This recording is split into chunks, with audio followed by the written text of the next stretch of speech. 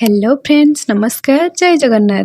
एटा हेउची काली रातिर मस्ती टाइम रो वीडियो। जेहेतु काली बुधवार थिला तो आम मामा टिके फ्राइड राइस बनै देला। फ्राइड राइस खाई दे ताको हजम करिया पई आमे टिके कोल्ड ड्रिंक्स आनिबा पई पाखरे थिबा दुकान को गली। जेमती चालुची जेमती झियोटा किछि जानिनी आउ ये जेमती चालु 3 दिन लागि जिवो दुकान ने पहुंचिया पई। आ मु तो पूरा भूत होई जाय। मामा तार चॉइस करछि को दुकान आमे ठंडा किनिबु। फाइनली आमे दुकान ने पहुंची गलु। मो मामा को कहली ए चिप्स टा ध दौड़ी पळेबा। हेले ये एठी जेमती अनयजी हमको खाई जिवो की।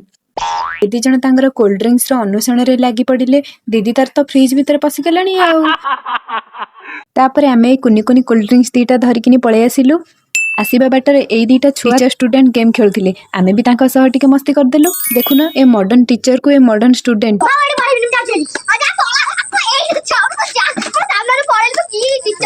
तांका सह मस्ती सारी आमे रूम को पळे आसिलु। आसी जहा आनिथिलु ताको ढक ढक करी पी गलु।